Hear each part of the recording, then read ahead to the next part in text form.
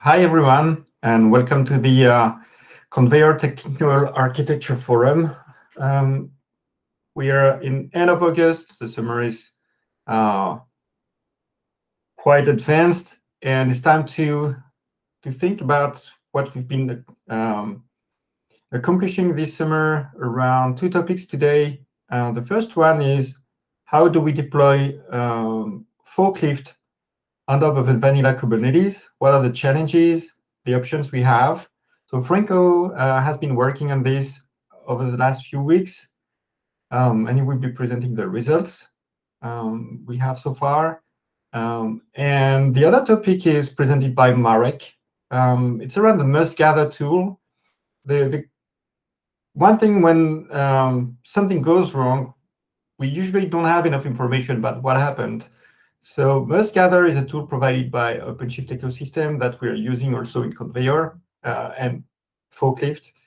We wanted to add some new features to that, and Marek is going to present them, as well as open a conversation to possible changes to different tools or the approach we're taking.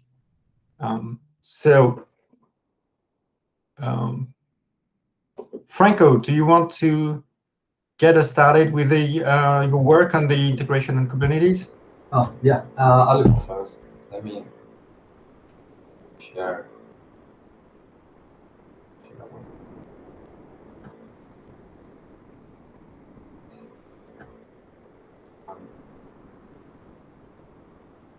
Let me know what you see.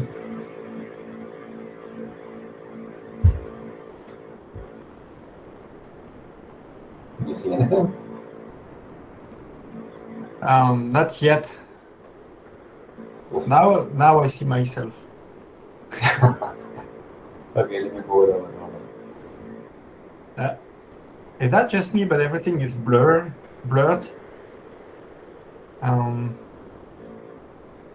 Would it be the Google Meet artificial blurring that is too aggressive? Oh, maybe. Oh, no.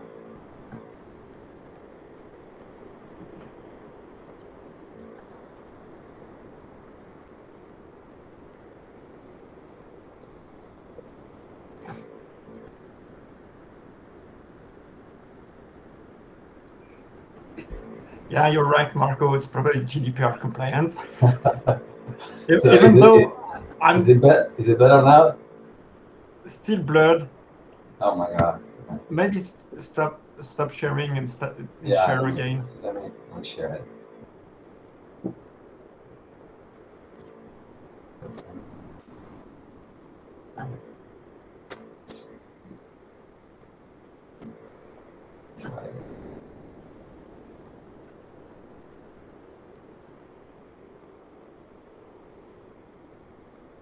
Nothing.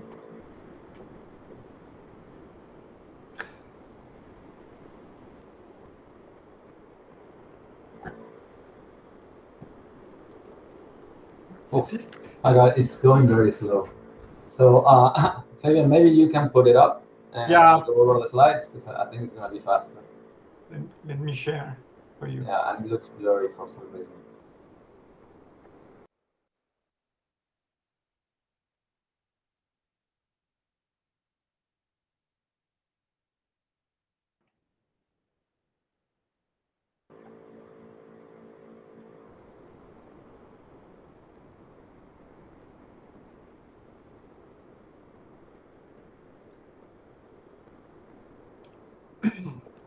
Is it cool? That's good. Wait. Well, you want me to go to the next slide? No, I mean, I'll get started on this one. But so basically, we wanted to share with everyone our experience so far in the Forklift K2S integration, and it's basically all of our findings, issues, and kind of a summary of the work done so far. And also, I think most importantly, the open issues or the things that we are still investigating and are up for discussion. You can go next. So, so our from the get-go, we knew about some of these issues. So we started on the discovery mode basically, and to see what else we would find when deploying Forklift on vanilla Kubernetes. And I think the theme was pretty consistent. The theme was that we basically made a ton of assumptions about the cluster environment, and the operator was not as resilient as we thought, right? So I was not really impressed. And we started basically going one by one with all of the issues. And one of the most notable ones was that we don't have service serving certificate support, which is a very nice feature on OpenShift that allows us to just annotate services and have OpenShift generate our TLS certs and keys and everything for us. And this is used in all of the operands for Forklift. So not having that was already one of the big ones that we found. And of course, the UI over-reliance on OAuth 2, we basically are very opinionated about the presence of OAuth 2 on a cluster. And that poses its own questions, but we on the other slide we can talk more about that one. And this was an obvious one. We needed Ingresses support, so that one we knew from the get-go. So far, our goal for say phase 1 here was to be able to deploy Forklift cleanly, successfully on vanilla Kubernetes without the UI, basically. So we went that route, and we basically are doing a lot of inspection now on the cluster environment to be more resilient. We inspect basically what API groups that are available, and we make decisions based on that. So it's a lot smoother when we deploy. And we also allow now. There's many ways to actually basically provide certs to all of the operands, but we basically chose to allow the user to supply this via secret. So whatever way they want to use to create these ones, we will take it and basically make it available and set the operands correctly. So that was one of the big changes in there. And also we added partial support for ingresses. We can create an ingress, but this is tied basically to the work on the UI side. So right now, I mean, ideally, we would like to auto-detect a lot of these things, be it the ingress controller type and some other things. But at this point, we're just allowing a few parameters to actually get an ingress. And this is optional. You can actually ask the operator to do it or not. And so far, we have this available on latest upstream. And we also documented everything. So you can basically go and deploy via OLM on Kubernetes vanilla this way without the UI. So we're going to the next one.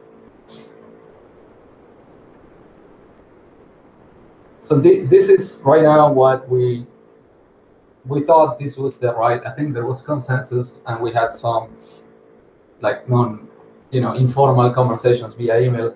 But we thought this was the right channel to actually open it up and discuss, right? So right now, like I said, our UI is very opinionated about OAuth being available. The workflow, I think most are familiar, where we basically ask our users to authenticate against the provider, OpenShift in this case, and then we get an access token that we use for the session. So for vanilla Kubernetes, there is no basically built-in OAuth server, so you have to go your route. We looked at possible options. One of them was Keycloak, and it's currently used by Tackle. It's fully featured. You can basically register your app, create users, and it's sort of a similar workflow and experience for the user, where you go and you authenticate against key clock, and then you go from that point on, right? And there's also kubectl proxy with a bearer token. This is basically my experience with the Kubernetes dashboard, which is not also out of the box on Kubernetes, but you can install it, and it just behaves a little bit different in where the first time you connect, it can accept either a bearer token or it can accept a kubeconfig. So it gives you those two options out of the box. And I thought that was, I saw this method also used in other apps. And I thought that was something to keep an eye on, right? So we also have the option of maybe keeping or to, if we want to. But at this point, again, we're investigating, and these are pending items for us. So we're open to ideas or discussion on this. I don't know, Fabian, if you have anything to add into this one. I don't have much to add to that. Actually, Sean on the chat asked a great question. The question is, if there is no UI by default for Kubernetes, do we want to provide a UI by default for Kubernetes? If I understand the question is, if Kubernetes itself is not providing a UI and everything is UI-less, why would we provide a UI for Forklift on Kubernetes? Sean, please correct me if I'm wrong in my understanding. Thank you. So yeah, I think it's a question we asked among ourselves, but now that we've got a broader audience, that is actually the road we're taking now. As well, it's easier for us because we don't care about OAuth. But that said, in a huge part of Forklift is how do we simplify the life of the users to migrate VMs to Kubernetes, to KubeVirt. And what I think the API path is fine and can be wrapped with some external automation, providing the experience of just connecting the source and destination providers, creating a plan and clicking on start is also super easy for many customers. While they're learning a bit more about what OpenShift, what KubeVirt is. But that said, yeah, for now, we've taken the road of no authentication and no UI. That may be the way to go on Kubernetes anyway. Anyone else want to comment on that?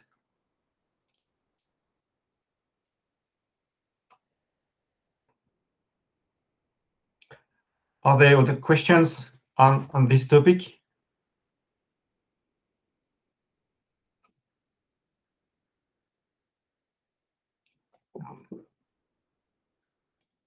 So anyone has feedback on the usage of Keycloak? I know that Franco mentioned that Tackle is using it. My understanding of Tackle that they are using it internally to tackle, but not as a authentication system for Kubernetes itself. That's what I get also. What's the value of even adding any sort of authentication then on default Kubernetes? If there is no, like, what's the value? I guess my set of questions is really around what do we even mean by vanilla Kubernetes?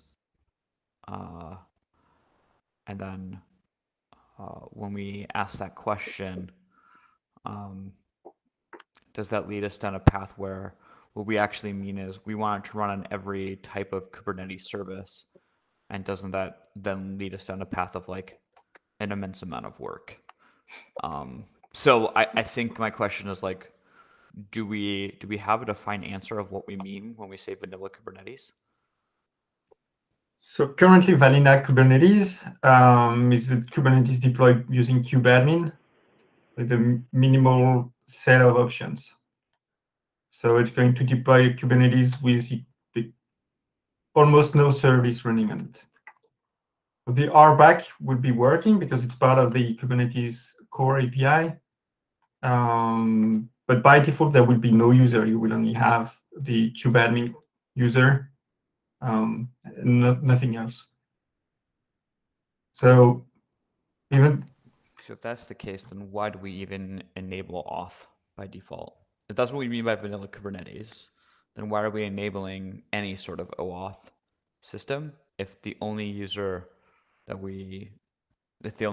has access to that cluster is the kubeadmin user, their kubeadmin?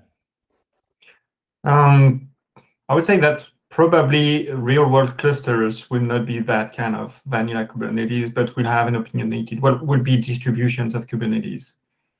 And OAuth seems to be a fairly common way of managing authentication in Kubernetes, be it the OpenShift OAuth server or any other solution.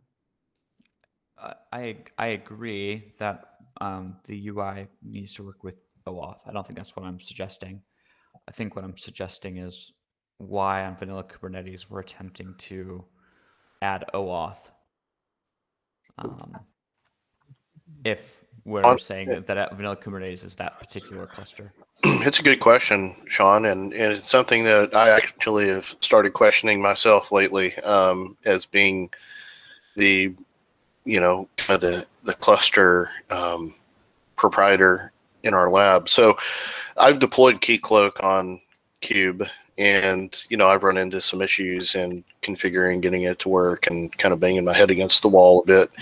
So my thought was, instead of deploying a cluster, maybe we just run it as a service out of cluster. And then we could have our applications potentially plug into that instance of Keycloak that's not in cluster. So keeping more services out of cluster. I don't know what your thoughts are around that, but that's just an idea. Another take is that in the kubectl proxy option, or basically a bearer token, it does not require anything else. You can use this even on Minikube. So that would be the closest to no extra dependencies, I think. So if that's the case, if I'm understanding correctly, then that would say like part of our initial deployment of this with on vanilla Kubernetes would just create a kube proxy endpoint, basically, right, that we would use to get to the UI, and it would forward the bearer auth. Is that correct? That's the idea. Yeah, that's exactly what the Kubernetes dashboard does, even on its Minikube version. So right. Yeah, there's nothing externally installed. You just perhaps you follow some extra steps because they don't even have it automated. So basically, I would hope that if we're going to install a UI by default, that we would set that up. But, No.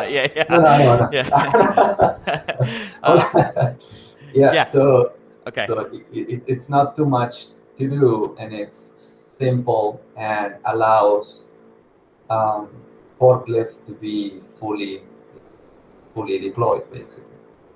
If the user wanted to have a go at the UI, right?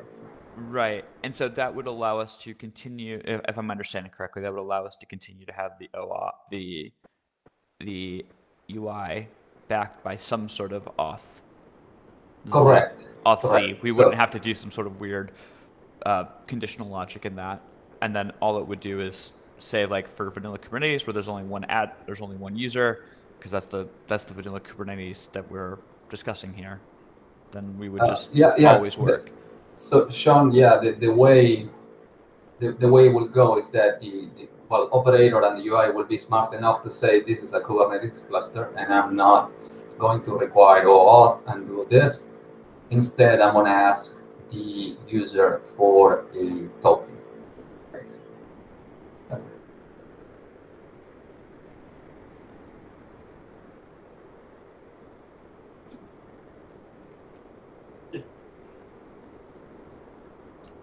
What's the tackle approach, Brett?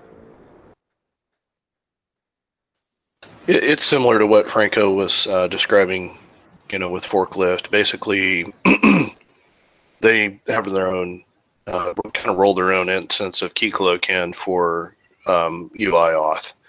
And so it's as part of the operator when you deploy it, it gives you that service and that authentication mechanism. So it's not relying on anything else in cluster per se, like a separate OAuth service running. And I think that makes a lot of sense. So kind of a similar proposal to what Fabian and Franco were talking about. Yeah, but as Eric is mentioning in the chat, they're not talking to the Kubernetes API. Basically, everything is, they have an operator, but they deploy an application with that operator, and then they manage it directly from the application. They have no other interaction with Kubernetes API, no CRDs, no controller running the logic of the application. So it's kind of a different use case. But that said, currently Forklift is mainly targeted to admins. So there's a good chance that the approach of kubectl proxy will be fine, and we don't have non-admin users use case for now, where the authentication would be more critical, so that the CRs are belonging to the right user. Eric, I didn't want to summarize too much. No, you described what I was getting at. It's just two totally different things. Tackle has its own authentication server, which isn't relevant to Kube in any manner. I mean, maybe they use a similar SSO, but the token that's there is not going to talk to the. It doesn't talk to Kube in the same way that Forklift and Crane do. Where that token has to represent a Kube identity and its associated permissions and roles.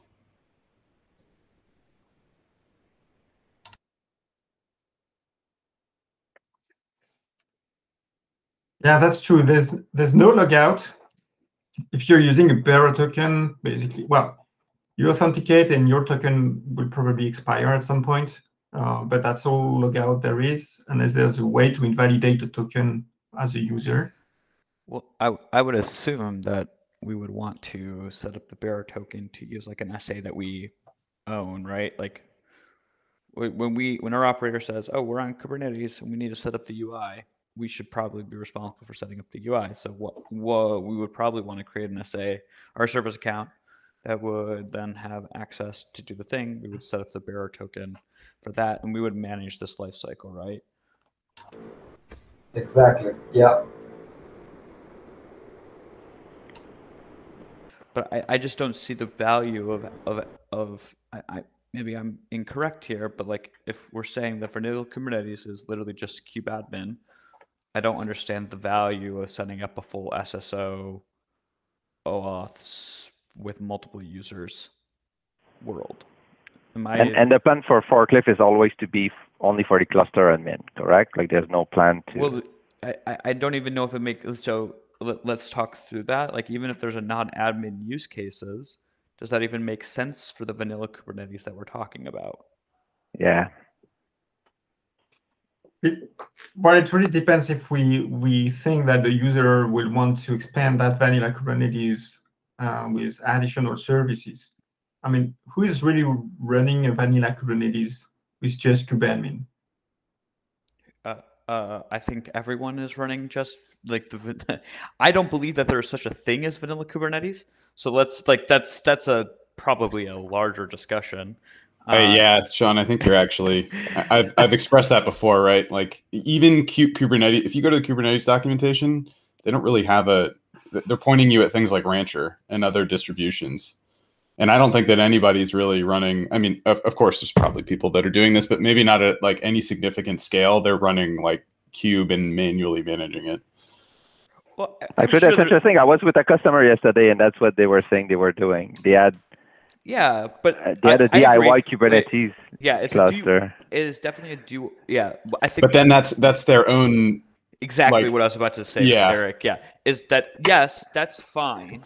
That is they're rolling their own. They're not using a distribution. That's fine. But it probably means that they have their own very bespoke setup for all of this stuff. How they're managing SSO is probably very specific to their environment. How they're doing all of these other things is very specific to that setup and not a vanilla Kubernetes thing. Because vanilla Kubernetes does not provide those things out of the box. So to say that like we are working with vanilla Kubernetes and then trying to then read tea leaves and figure out every possible situation for a DIY Kate's cluster admin for how they manage all those soak users. I am personally worried that we would just set ourselves up for like an immense amount of like pain for our users, right? Like if instead we basically said like on straight Kates, we do this, we use the bearer token. If you want to set up OAuth with the UI, this is how you integrate it from like a OAuth perspective, which I agree is a high level thing. So it's not like a specific one. We don't provide that at that point. You turn off like the bearer token service on pure Kates. You have we talked to some OAuth server. We have some like some things in our CR to do that, and then that's what we provide, right? And that would give us the best of both worlds. Like OAuth is a well-defined system. However they set up their OAuth, they can integrate into our thing if they're using their own Kates or whatever else. And then if they're on OpenShift, awesome. We use our OAuth already have. It's awesome. And then if they're just using then if they're just trying things out, we're using the kubectl proxy with the bearer token that just works by default on everything. Like correct me if I'm wrong, but it seems like what we really want is a combination of both.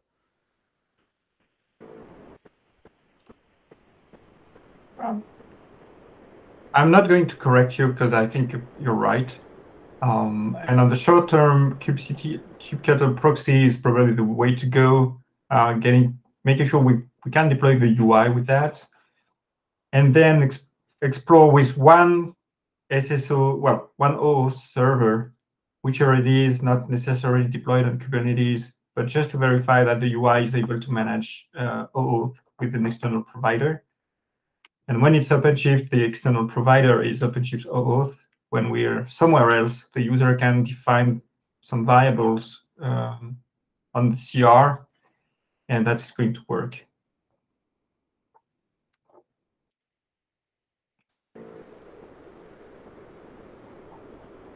Yeah, plus on that, Fabian. Yeah, I think that's super reasonable.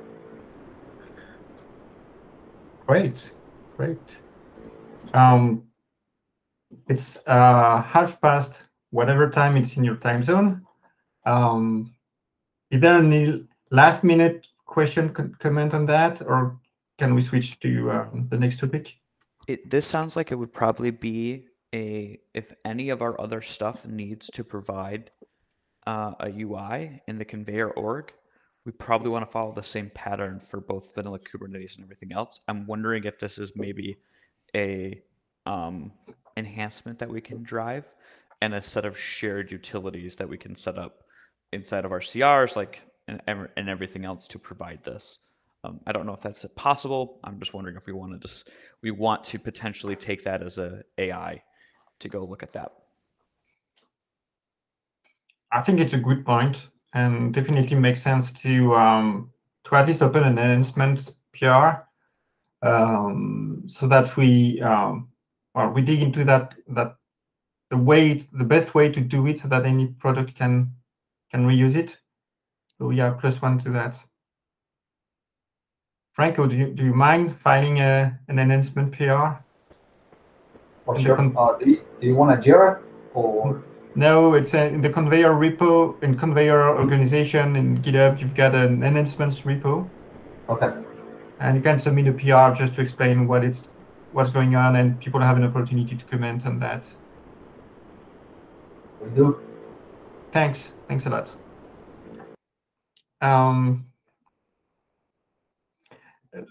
Let's switch to the next topic. Marek is going to present his work on MustGather. of the last few months. Marek, do you want to share your screen? Yes. Let me try.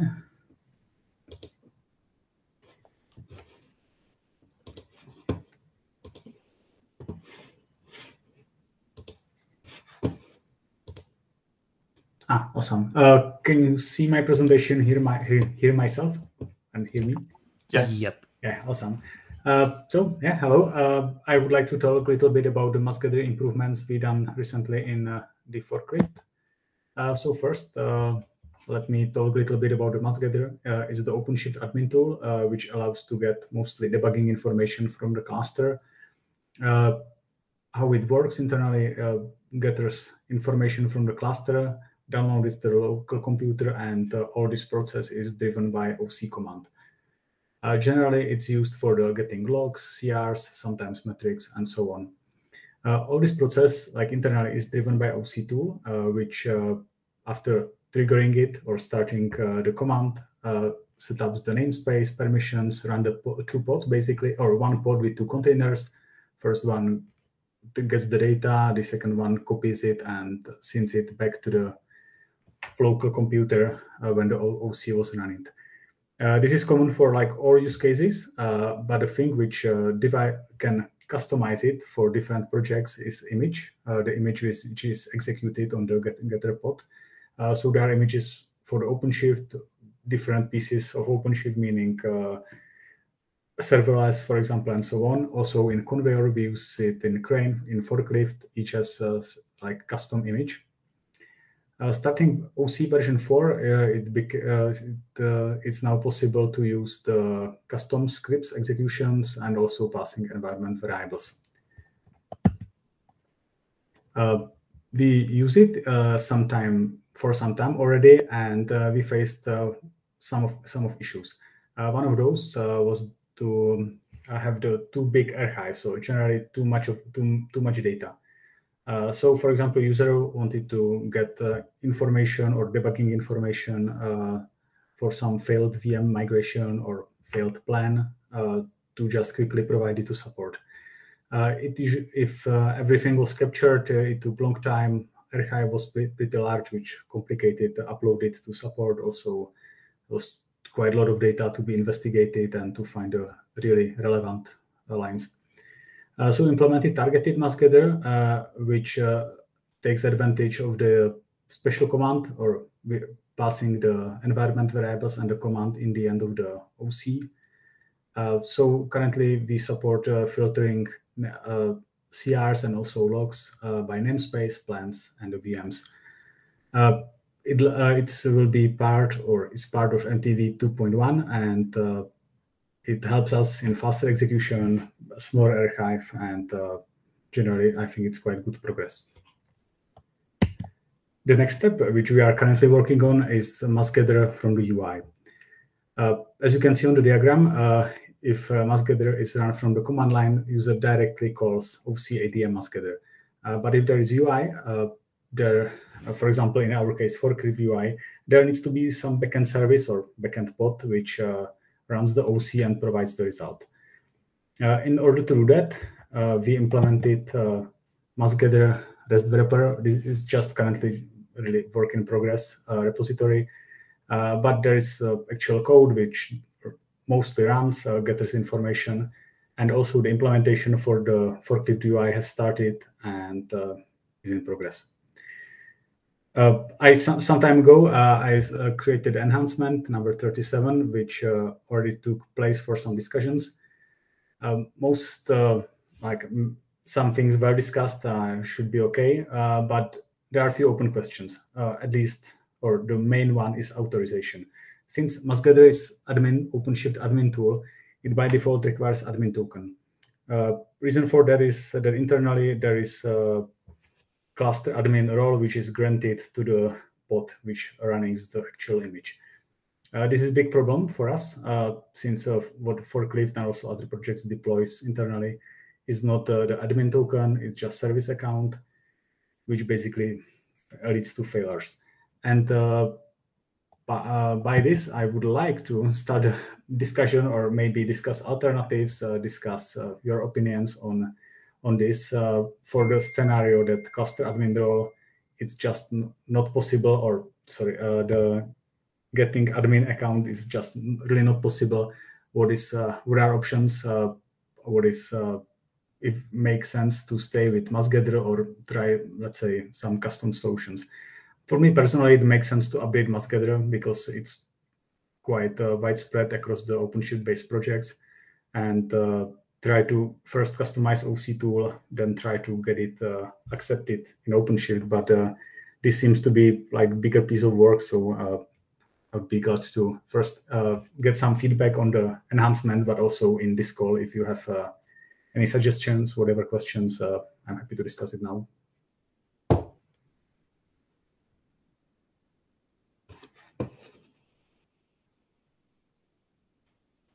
Fabian, you're mute. Yeah, thanks, Raman. I was just saying that Sean has a question. Do you want to explain a bit more on that? We determine OC components. At least as far as I understood, it depends on the image which is used. Currently, that depends on the image. For our meaning forklift image, the permissions which are part of the forklift or service account, it's okay because it's just getting logs and the CRs which are created by forklift. So yeah, that's it.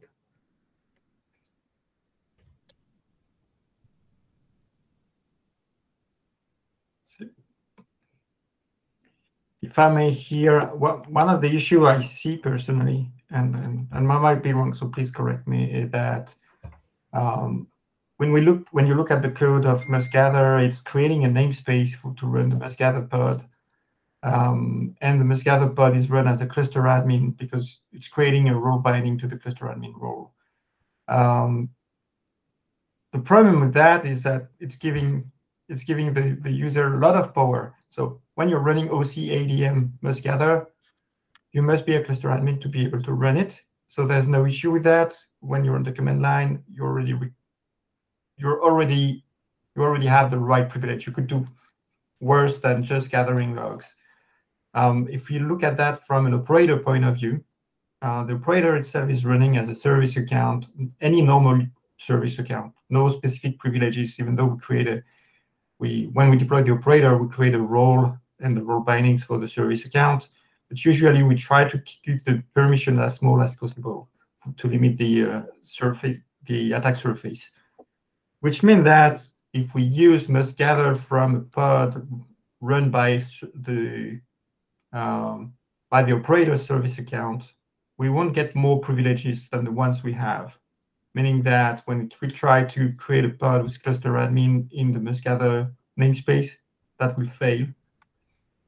And at the same time, I don't see why we would want so many privileges just to collect the CRs we own and the logs of the pods that the operator has triggered.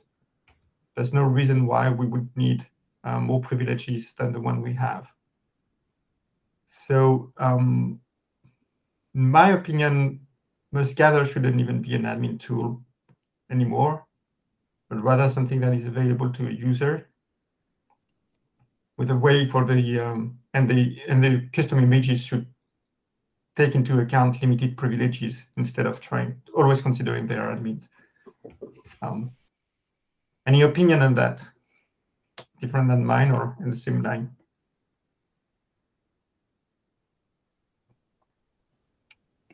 Fabian, I had one thing. I thought that MassGather grabs the pod lots for our controller. Or just in general, I thought, at least when we wrote it for MTC, we would. I thought you would have done the same for Forklift. Yep. Yep. Is there any concern about something being sensitive in the logs? That's generally a thing that's bit us in the past, is like sometimes we forget and we log something that's kind of sensitive. Well, actually, a user that would be a user of Forklift would probably have the privileges to read the logs of the controller already. So if there is any sensitive data there, okay, it would be already accessible. So I guess it's always the same. As long as we leak data in the logs, it's more a problem in the way we do the code in the controller rather than someone is collecting it afterwards. Yeah, Sean. So if I'm a user of the UI and I have access to just the RBAC on the resources that the UI creates, you're saying that that user should also have access to everything that the controller has access to as well? Yes, at least from my understanding, yes, because it would have same privileges as the forklift controller itself. Is that an auth model that we want to encourage and codify, or do we ever see a time when maybe that's not an auth model that we would want? The only thing I've seen was just really the get admins everywhere, even in other projects which are like not really this use case for the UI or for the API, but I've seen some CEE for some kind of operator extension, and I've seen just the admins. But if we want, for me, I understand that admin is too much, definitely. But have the full access as service account for the forklift, for example, it's I believe it's not like escalation of the privileges. It's still just seeing the same, just in a little bit different form. I agree, Sean, that it's a concern on the longer term if we have an admin use case for forklift. Most of the time, if the UI is run as a forklift deployer, so it will see all the CRs. It already sees all the CRs, all the bots, everything. So I don't think we're opening the door more than it is. But I agree that in the future, if we go down the road of user-owned custom resources with some impersonation in the UI, we will need to also impersonate when we call them a gather service, so that we're not gathering data that are not belonging to us, well, to the user.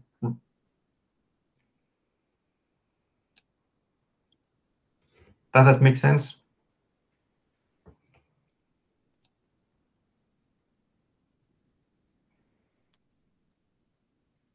Has anyone some feedback or experience with the mustgather team, well, the people behind the mustgather tool, and apprehension or concerns about the fact they would be open to some changes to the way mustgather works?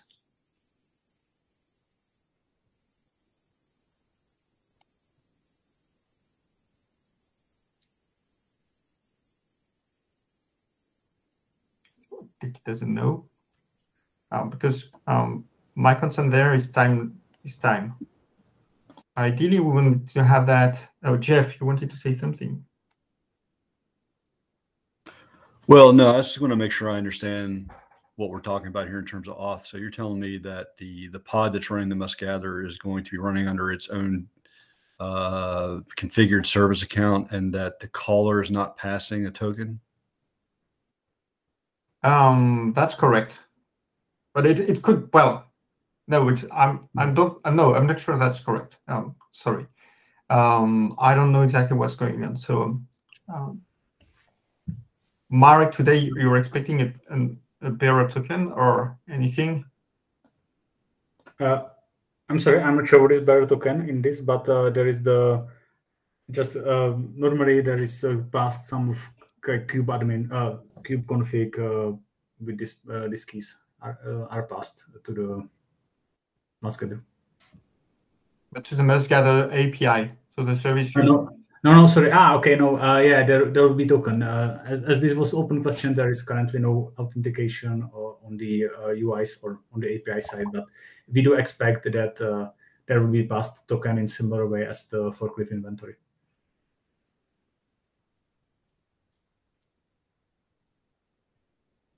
But that's kind of a little bit different level of authentication, that the UI will check that, or sorry, the API will check that there is the valid token, And this is one part, and the other part is that the pod which is running this API will get the service account for the forklift.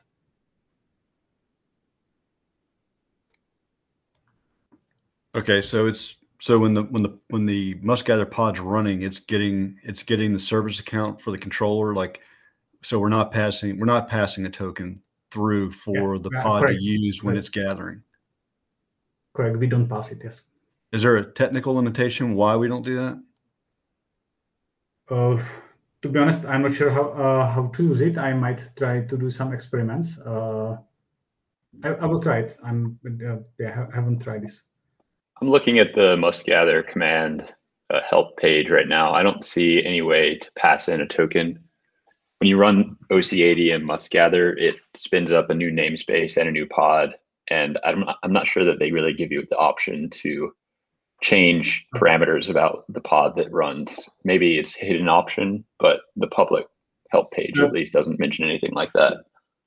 As far as I know, it's hidden. It's not hidden. Even it's not in source code, so it doesn't seem to be that.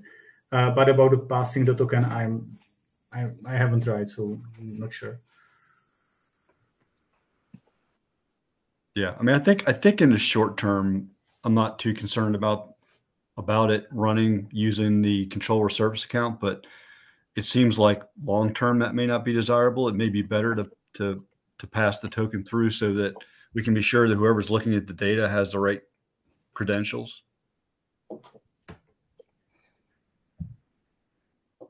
Yeah, I agree. I agree that short term, having the same privilege as a controller is an easy way to be able to read everything we need. The thing is, if MustGather, it doesn't allow you to run as a non-admin user. We'll probably have to replace MustGather for some time until it allows us to do that. Yeah, no, it makes. I mean, I would anticipate that MustGather is going to have to run because as a privileged token, because account, because it's going to have to go look at pod logs for both controller pod as well as conversion pods as well as jobs and all hook jobs and things. So I mean, it definitely needs that level, but it seems like it's good to have that, to be sure to have the user has that authority. And so has access to a privileged token and can pass it through so that essentially it's doing it on that user's behalf, even though he'll always have to be an admin most likely.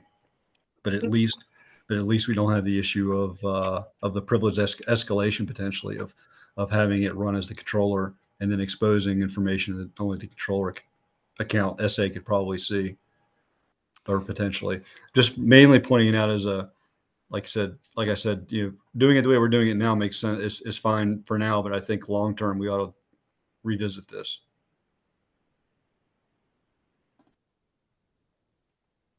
Sure, I saw you on mute. Yeah, sorry, Jeff.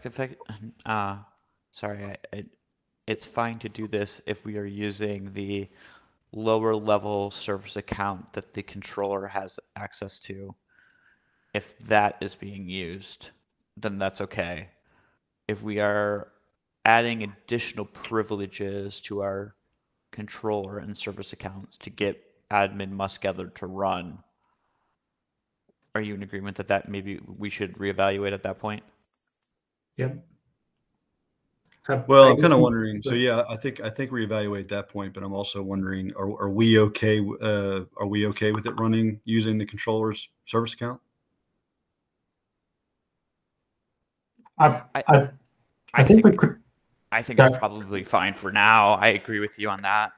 If we can get it to do that, but I don't know if we can. I think is the next piece of that puzzle. Yeah, and I agree. When I said it was fine for now, that was what I was thinking was like fine for now. But having it use a different and potentially more privileged service account, I'm not sure.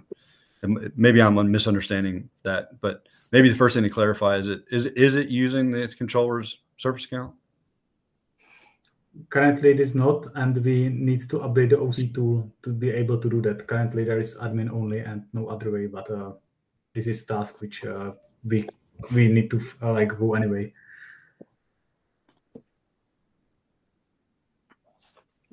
No, actually, I was even thinking about creating another role than the one for the controller. a more read-only role that is able to read the CRs, read the logs of the pods, everything that has been created by the controller, but is not able to change it. So that we are kind of limiting the risk that through the must-gather API, we manage to change the state of the operator or the CRs. Derek, I know that you did a bunch of work with like the MIG log reader stuff on the MTC side, where like we had the ability to like get all of the logs into one viewable thing. Is the goal here really to have like a nice UI to see logs or be able to get logs easily? Because I'm wondering if that might be a solution that is more safe. I don't know. I guess the question actually is, was that looked at and discarded, or wondering if maybe this is an option? It's actually looked at as an option to display the logs in the Forklift UI directly if you want to look the logs for any migration. The goal of the must-gather service API is to have an easy way from the UI to click on a button and collect the logs, all the assets for a given plan or a specific VM migration that failed, so that you can then attach the archive to your support case, instead of generating the super big must-gather archive that has nothing to do with what we're doing or is gathering too much information. Sounds like maybe the focus is on the getting information back to Red Hat, so that support folks can have a targeted view of what's gone wrong in this case. That's correct. But if you have feedback on the way you've implemented the log reader, that would be beneficial to that. We'll get our ears open. I'm wondering if maybe it's just an extension of the log reader, is like export those logs out as a downloadable, and then reserving must-gather for like the must-gather use case. So a little bit of background around must-gather was initially the entire idea, and CE owns it, is that you only ever have to ask for one command to be run to get everything you would need to diagnose a problem. And so the idea is to actually get way more information than you actually need, so that you don't have to go back and forth with the customer. That was like kind of the idea behind must-gather from my understanding of it. And so I don't know if they're going to want to move in a direction where they're like reducing the privileges that must-gathers run as, because I think the use case of it is that like it literally is like, okay, admin, you have a support case, give me everything in your cluster. And so I'm wondering if maybe another way of looking at this would be to like enhance the log reader to be able just to export out those logs, maybe add some CRs and stuff and make that a downloadable. I don't know, Derek, does that even seem reasonable or possible? I'm not sure. The log reader is based on an upstream project called Stern, which at this time, it's like not our code base. And I'm not sure if how much sense it would really make to be like trying to edit that code base to serve this purpose of also serving as a history for CRs and things like that. I imagine that a big part of the information that we want to get out of these must-gather payloads is, in addition to the logs, also like the CRs that are related to the thing you're trying to gather information on. And Stern is not designed for that. It doesn't seem like a direct mapping onto the use of that tool, but yeah. That tool is pretty much just for logs, I think, like unless you were going to go into that community and really try to make significant changes to it. So it sounds like on the short term, if we want, if the purpose of must-gather was to do one big command to collect everything for like an SOS report. It also means that basically we wouldn't be able. Well, it goes against that that goal to add more granular or less privileged version of MustGather. I definitely think it makes sense to at least go talk to CE. Yeah. I think like Eric Rich and Timothy Rees are probably your best bets to go talk to. I think those are the people who I would own it now, but I could be wrong. I don't think the CLI team in OpenShift owns it anymore. I guess the other question I would have is, I know that you guys originally were interested in making this something that's easier than the typical CLI experience, because you can run all these must-gathers directly inside of the, I guess, the Forklift UI. But I'm wondering if, given all the complication involved here, if it would make sense to, instead of having Forklift actually run that for the user, just provide a command that they can run on their own command line, therefore bypassing all these chances for privilege escalation. I'm not sure what you guys think about that. I know it's kind of like deleting the whole purpose of the thing you're building in a way, but I just don't know if it's simpler to try to reduce the scope and just go use must-gather in the way that it was sort of designed to be invoked. I might have just, I'm definitely open to talking if it's like discussion, if it's better to copy command or something, but note on the permission escalation, this is, I think, still the same problem, because if in command line there is no kubeadmin, so then OC ADM must-gather will not work. This is pretty much the same. It's just the way how that Forklift doesn't have this admin token, so we cannot pass it to the API wrapper. But in the command line, if there is no kubeadmin or this cluster admin role, then it will not work anyway. So I think the privileges and the risk is still the same. But actually, it's an intermediate step where we provide the user the guidance to an easy way to generate the command line with the parameters for targeting must-gather. Like if you're on a VM in the UI, on a specific VM, you've got download logs button, whatever, and you click on it, it copies it generates a command line you need to run, and you have a way. Then you go into to a terminal and run it. Yeah, the user experience might not be the one we want for now, but at least it doesn't change the must-gather thing. And when we know more about how we will handle that, if we want to do, I would say, more user-friendly experience, well, we can actually implement what the decided approach.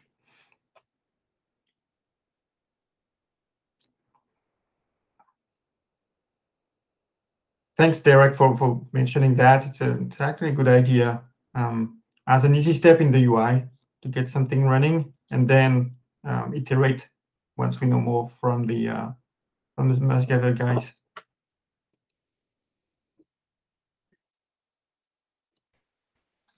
Yeah, the idea you guys have for that user experience sounds really nice. I'm just thinking of a way to get it something simple in the meantime, I guess. Yeah, that's true. I see people dropping, and we are 2 minutes late on the agenda. Any last-minute question on this one?